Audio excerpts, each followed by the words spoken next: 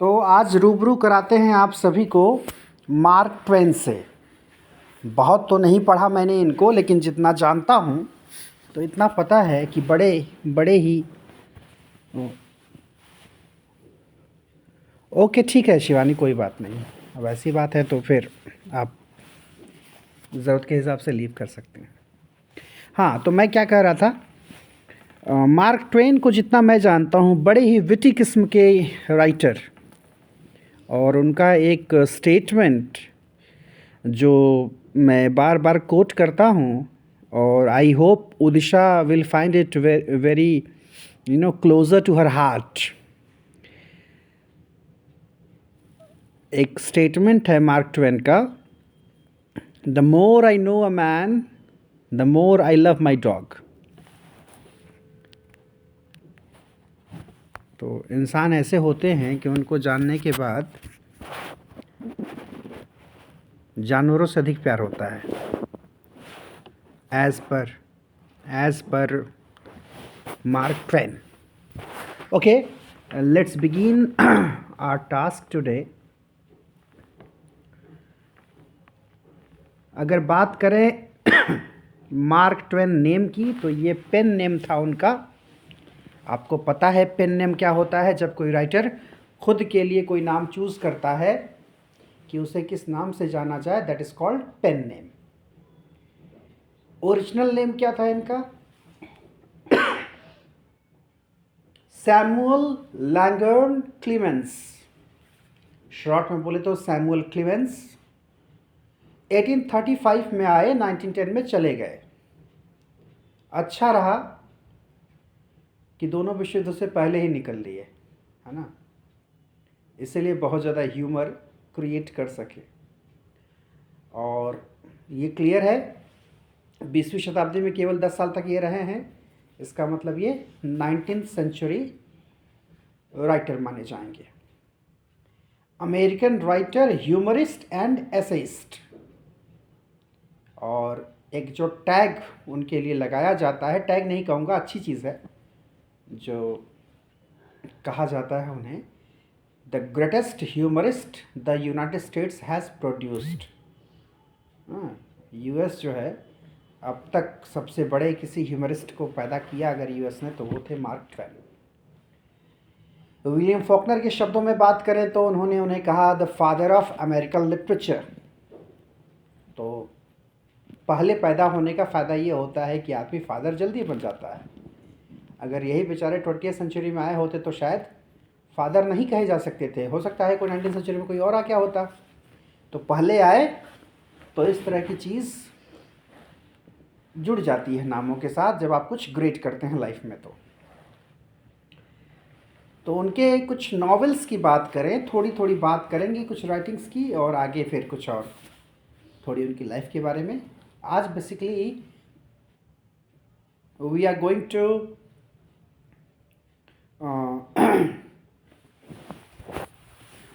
have some acquaintance with this particular writer, American writer.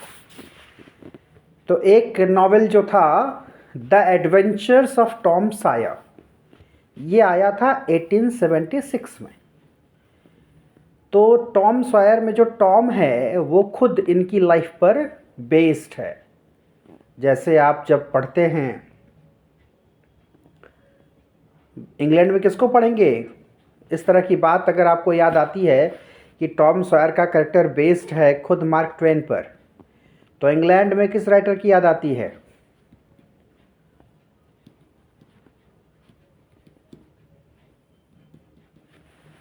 आप लोग message करेंगे तब देखना पड़ेगा। हाँ बताइए, किसी का मैसेज आया? नहीं आया?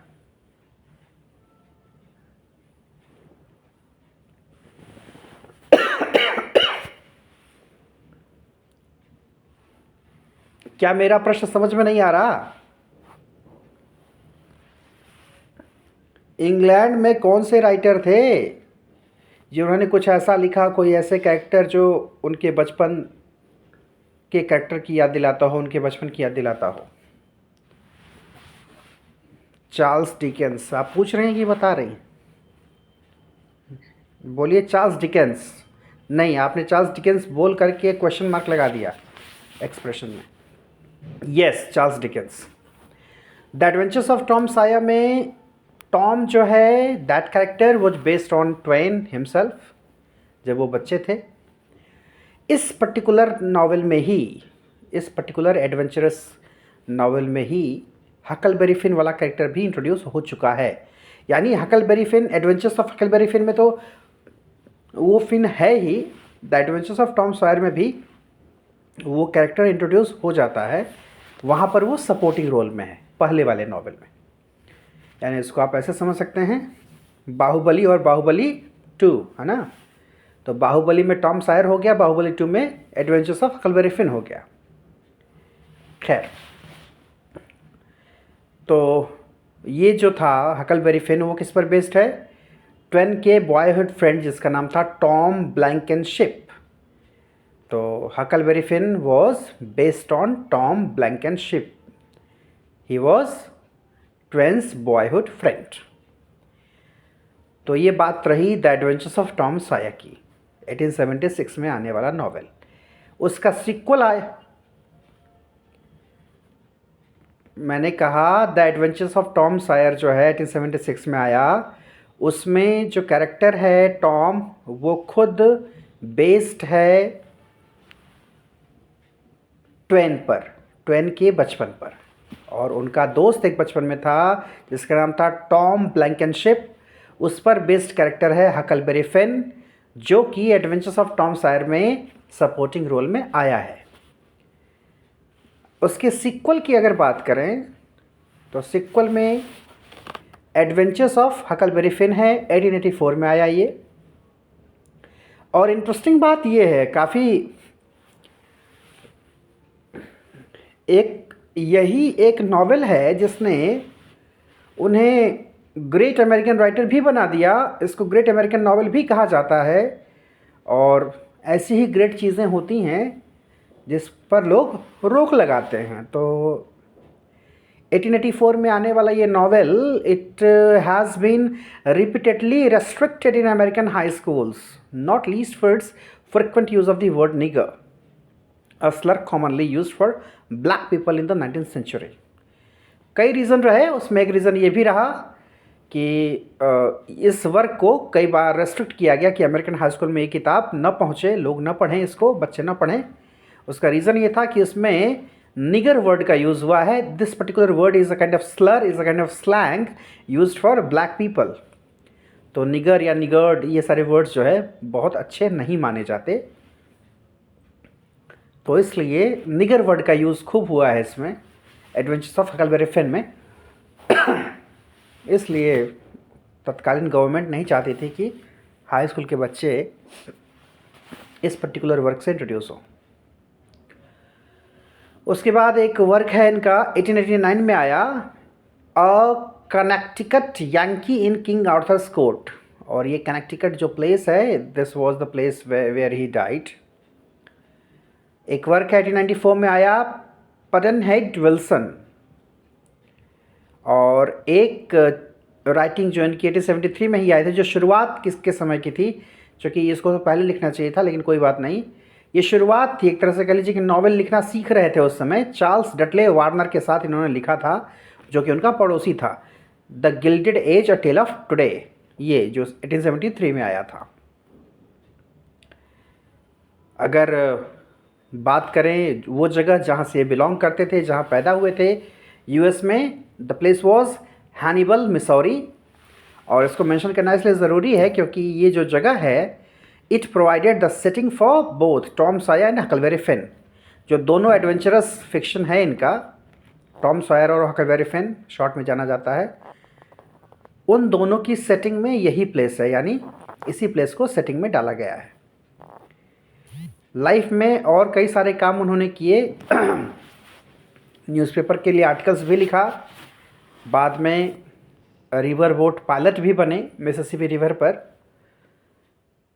और वो जो अनुभव रहा उनका एज पायलट, उससे मटेरियल मिला उनको अपने एक वर्क के लिए जिसका नाम था, 'the 'life on the Mississippi'. तो ये वर्क किस जॉनरा में आता है? मेमोआ में आता है, MEMOIR, इसको मेमोआर नहीं पढ़ा जाता, इट्स कॉल्ड मेमोआ। 1883 में आया ये। यहाँ एक उनकी लिखी शॉर्ट स्टोरी के बारे में बात करना चाहेंगे। इसके बारे में कहा जाता है कि इस शॉर्ट स्टोरी ने उनको नेशनल ही नहीं बल्कि इंटरनेशनल फेम दिला दिया। क्या नाम है इस वर्क का, उस स्टोरी का, शॉर्ट स्टोरी का? The celebrated jumping frog of Calaveras County. और अलग अलग टाइटल से भी पब्लिश हुआ था। अगर बात करें ओरिजिनल टाइटल की तो इसका ओरिजिनल टाइटल था Jim Smiley and his jumping frog. बाद में एक और टाइटल मिला इसको, the notorious jumping frog of Calaveras County. Literature अगर आप अच्छे से पढ़ेंगे तो सर्वांटीस का जो वर्क पढ़ेंगे आप जो डॉन क्विक्सोट है, या अगर आप पढ़ेंगे हेनरी फील्डिंग को, उसमें जो एडवेंचरस चीज़ें या एडवेंचर की कहानियाँ जो आप पढ़ते हैं तो वहाँ पर आप देखेंगे कि जो उसका जो हीरो है वो कहीं ना कहीं आपको रोग मिलेगा, यानी थोड़ा उसका कैरेक्टर कुछ विलन टाइप का होता है। तो इसलिए यहाँ देखिए वो चीज़ याद आती है जब आप ये टाइटल पढ़ते हैं, the notorious jumping frog of Calaveras County. खैर, अगर शॉर्ट स्टोरी के टाइटल की बात करें, the celebrated jumping frog of Calaveras County, ये आया 1865 में। एक ह्यूमरस शॉर्ट स्टोरी है। कह सकते हैं it was his first great success as a writer. एक राइटर के रूप में एक बड़ा सक्सेस दिलाने वाली ये स्टोरी रही। इससे नेशनल अटेंशन मिला, इंटरनेशनल एक्लेम मिला। और इसमें अगर हम बात करें कि क्या सेटिंग है या कह सकते हैं क्या कॉन्टेक्स्ट है, in it the narrator retells a story he heard from a bartender Simon Wheeler. इसका जो नरेटर है, इस पर्टिकुलर शॉर्ट स्टोरी में जो नरेटर है, जो कहानी कहता है, वो कहानी किसी और की सुनाई हुई कहानी को सुनाता है। जैसे अगर आपको याद हो rhyme of the ancient mariner, उसमें एक जहाजी कहानी कहता है और उस कहानी को फर्दर पोएट जो है सामने प्रेजेंट करता है कि एक जो मैरिनर है, how he felt, how he committed a sin and ultimately how he was punished and survived.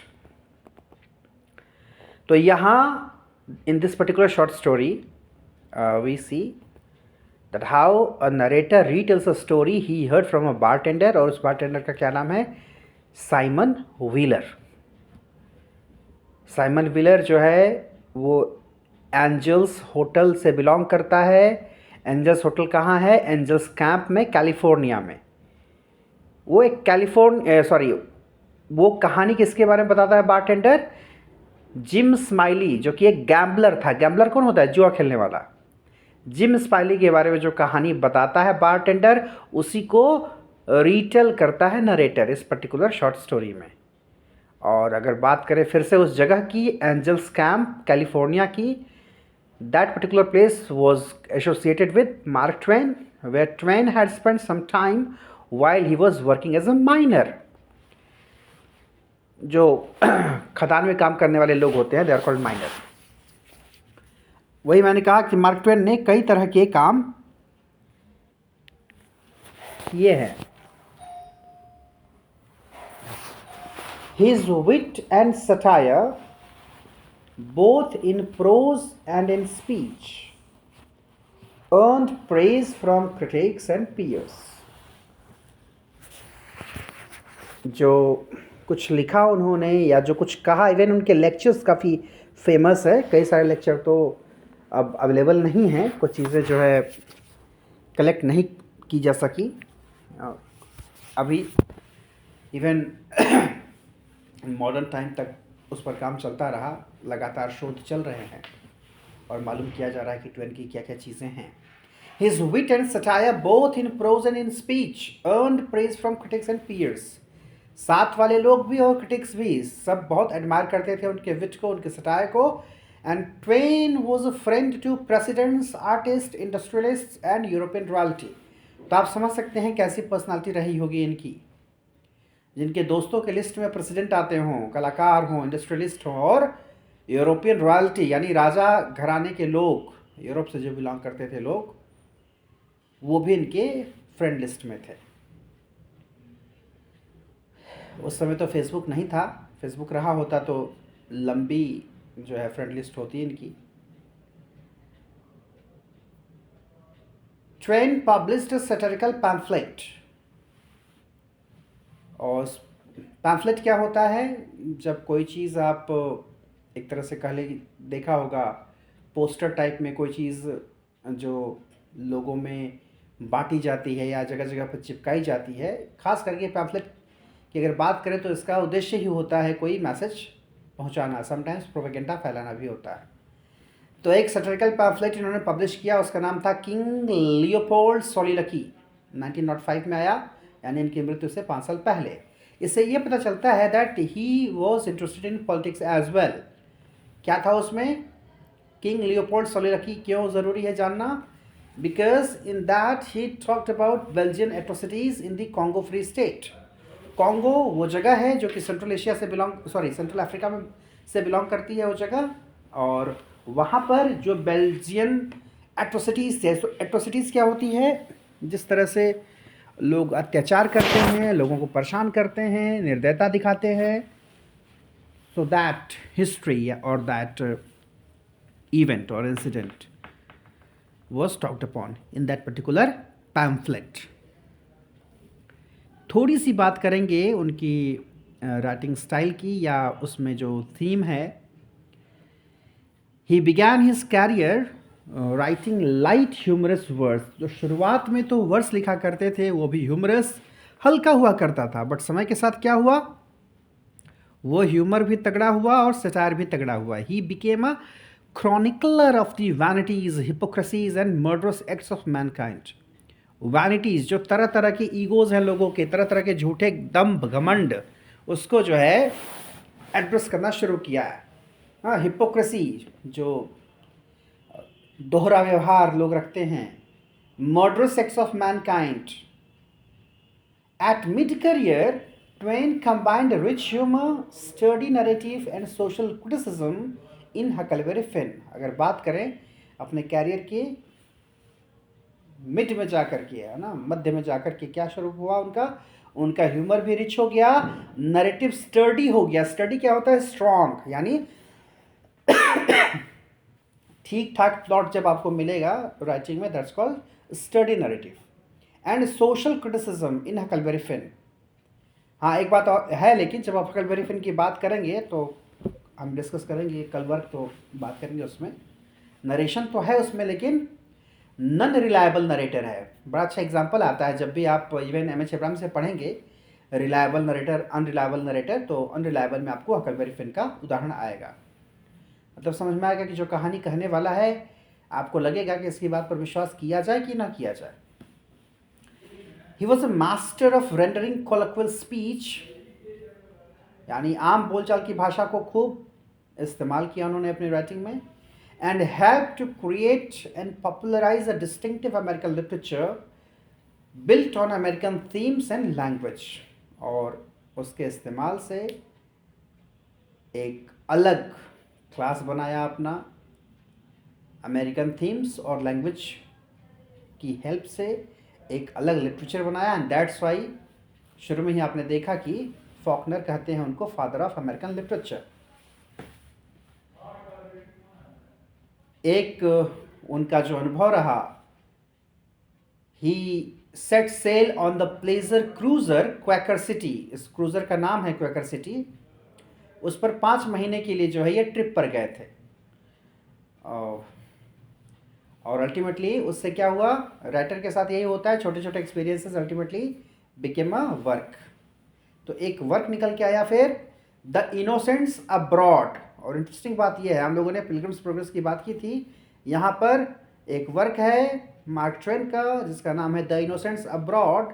वो एक और नाम से जाना जाता है, and that is the new pilgrims progress. और ये क्या है? एक ट्रैवल बुक है, ट्रैवल बुक को क्या बोलते हैं, travelogue. It's a travelogue bye mark Twain. तो देखा आपने कि हमने ट्रैवलॉग की बात की, हमने मेमोआ की बात की, हमने उनके एडवेंचरस फिक्शन की बात की।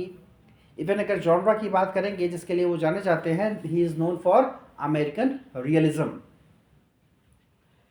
तो ये थोड़ी इन्फॉर्मेशन रही मार्क ट्वेन के बारे में। आगे मुझे लगा कि कम से कम कुछ अलग करने के लिए कुछ बढ़िया कोटेशंस मैं निकाल करके लाऊं इनके। हालांकि और तो बहुत सारे हैं, लेकिन फ़िलहाल पेंगुइन की वेबसाइट से मुझे ये मिले कोटेशंस। ऑनलाइन कोटेशन सर्च करना भी बड़ी टेढ़ी खीर है, कहीं से उठा करके डिस्कस नहीं किया जा सकता, क्योंकि आजकल तो दौर ही है किसी और की लिखी बात को किसी और के नाम से लोग प्रचलन में ला देते हैं। और आप लोगों से भी एक गुजारिश है, कभी भी ऑनलाइन अगर सर्फिंग करते हैं तो ऐसे कोई कोटेशंस वगैरह आपको मिलते हैं तो एक बार अपने एंड से उसको ज़रूर चेक कर लिया करिए कि ऑथेंटिक है या नहीं। केवल फेसबुक या ट्विटर या यूट्यूब या व्हाट्सएप पर देख करके मत समझिएगा कि ये उन्हीं की राइटिंग है। खैर, सो मार्क ट्वेन के कुछ कोट्स हैं यहाँ पर। आई होप कि ज़्यादातर तो आपको समझ में खुद आ जाएगा। A successful book is not made of what is in it, but of what is left out of it। इसका क्या मतलब है? ये लाइन मुझे याद दिलाती है जब हम बात करते हैं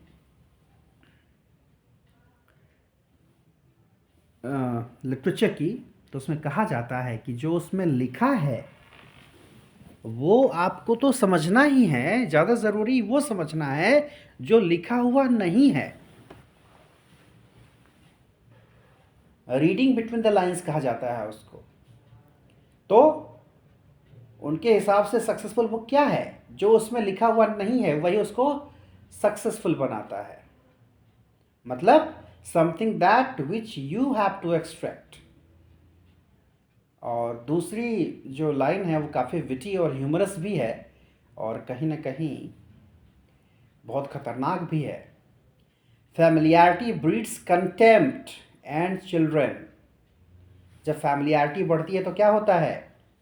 कंटेम्प्ट बढ़ता है, एक दूसरे से घृणा भी बढ़ती है, and sometimes it ultimately breeds children. खास करके अगर इसको आप समझना चाहें तो आप हस्बैंड वाइफ के रिश्ते को देख सकते हैं, जिसमें ऐसा होता है। लोग साथ रहते हैं, एक दूसरे की कमियां भी दिखती हैं, बट अल्टीमेटली समय के साथ बच्चे भी आ जाते हैं धरती पर।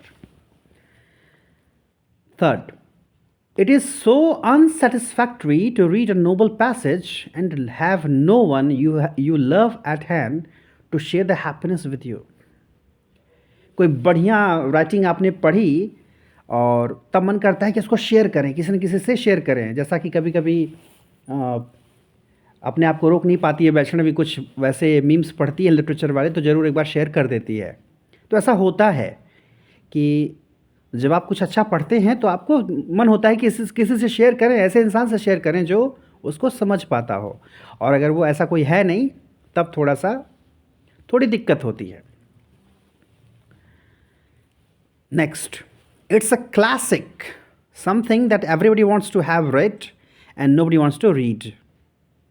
कोई वर्क क्लासिक कब बनेगा? जब लगे कि सारे लोग पढ़ना चाहते हैं उसको, और क्या है, wants to have read, ऐसा लगता है कि सभी पढ़ लें उसको, हाँ, लेकिन कोई पढ़ना नहीं चाहता। इसका क्या मतलब है? ये थोड़ा सा कॉम्प्लिकेटेड है। कई बार ऐसा होता है कुछ चीज़ें ग्रेट बन जाती हैं जब लोग उसको समझ नहीं पाते, दूसरा जब उसको सारे लोग समझना चाहते हो। Then that desire which is in us all to better other people's condition by having them think as we think. क्या चाहते हैं? हम सभी दूसरों की कंडीशन को सुधारना चाहते हैं। क्या सोच करके? कि हम जैसा सोचते हैं कि वो ये ऐसा करेंगे तो सुधर जाएंगे।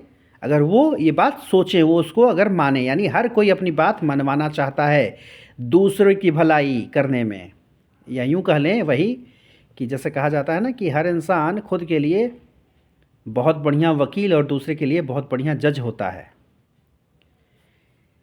Then an author values a compliment even when it comes from a source of doubtful competency. Doubtful competency किसकी? जिस पे आपको डाउट हो कि सच में उसको चीज़ें समझ में भी आती हैं कि नहीं, लेकिन वो भी अगर एडमायर कर दिया तो ऑथर को बड़ा मज़ा आता है। यानी जो राइटर्स होते हैं बड़े बेचारे भूखे होते हैं इस बात की कि कोई उनको अप्रिशिएट करे। If everybody was satisfied with himself there would be no heroes. हर कोई अगर अपने काम से संतुष्ट होता तो फिर हमें हीरोज़ नहीं मिलते। क्यों? क्योंकि जब आप संतुष्ट नहीं होते तो आप फर्दर मूव करते हैं, फर्दर एक्ट करते हैं, और ultimately that makes you a greater human being. और ये काफ़ी इंटरेस्टिंग है, ह्यूमरस भी है और लॉजिकल भी समझ में आता है। My books are water, those of the great geniuses is wine, everybody drinks water. मेरी जो किताबें हैं वो पानी हैं, बाकी जो ग्रेट जीनियस लोग हैं उनकी किताबें शराब की तरह हैं। लेकिन शराब कौन पीता है? बड़े थोड़े लोग पीते हैं, ज़्यादातर लोग क्या पीते हैं? पानी पीते हैं। If you tell the truth you don't have to remember anything. ये तो बहुत इंपॉर्टेंट लाइन है और ये बार बार लोग कोट भी करते रहते हैं, लेकिन उनको पता नहीं होता कि ये लाइन ट्वेन की है। सच बोलने का फ़ायदा ये होता है कि आपको कुछ याद नहीं करना होता। झूठ बोलने के बाद आपको याद करना होता है कि यहाँ पर आपने क्या कहा था, कौन सा बहाना बनाया था। Always do right, this will gratify some people and astonish the rest.